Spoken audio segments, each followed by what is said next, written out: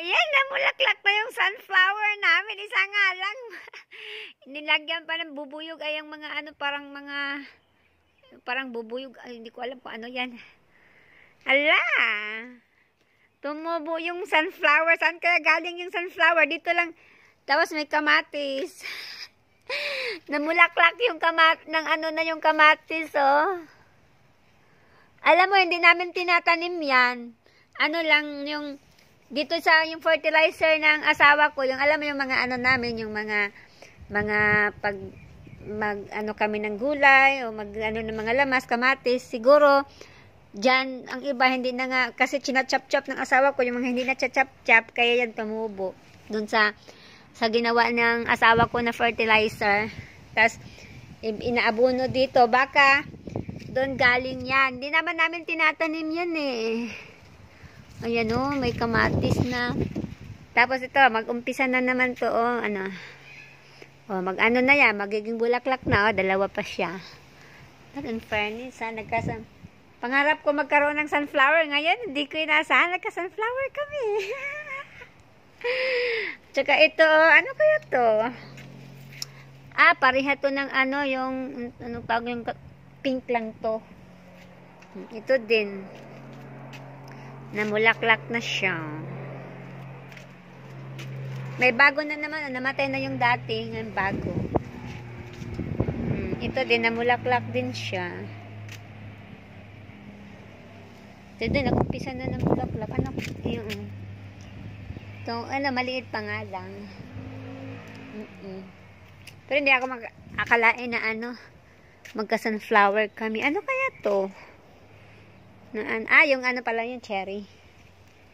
At saka, meron din ata ditong kalabasang umaano. Ito kalabasa ata to. Hindi naman namin tinanim yun eh. Doon yan sa fertile. Ito, kamatis din. Oh. May kamatis din dito. Nag-ano na oh, namunga. Asa na yun? Nakita sa camera. Ito ata yun. Sana yun. Hindi ko alam kung nakita sa camera. Where are you? Ito. Yan. Namunga na rin. Kamatis. At meron din ditong ano to, parang kalamansi.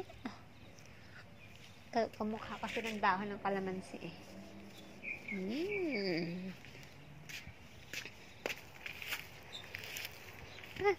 Namunga pa rin yung sibuyas, oh. Andyan pa rin. Yun yung ano, sibuyas na bulaklak ng sibuyas. Yung sibuyas na ginagamit sa pagluto. At saka ito, tapos hindi pa rin naubos. Ang dami pa rin. Lalo pang dumami. Kaya gumagapang na sa lupa. Yung ano yan eh, yung mga lantern. Gumagapang na sa lupa sa sobrang dami. Nung nagbibidya ako noon, kakarampot lang. Pero ngayon, wala na, nangalaylay na sa sobrang dami.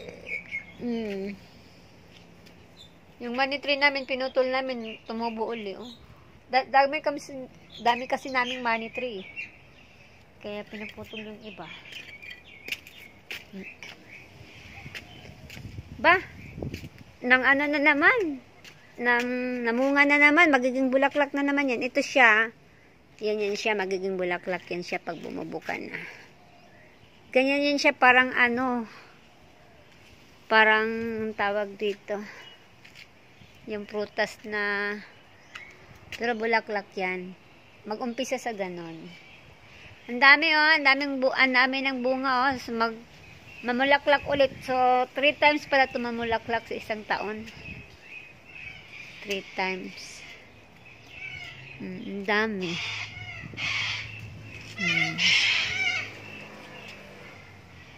Tama na yan, mas.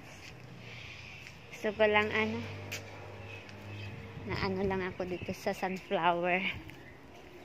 Nabighani. Dahil ngayon lang kami nagkaka-sunflower, puwera naman.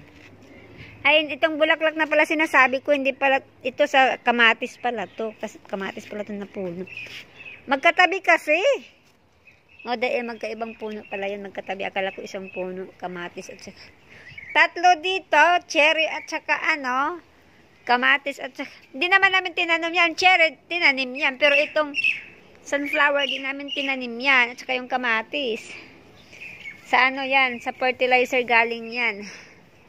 Na yung ginawang yung kinocompose pala.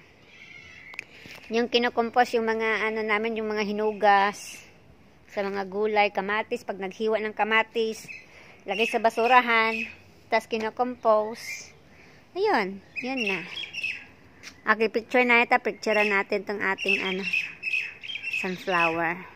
Okay, bye-bye.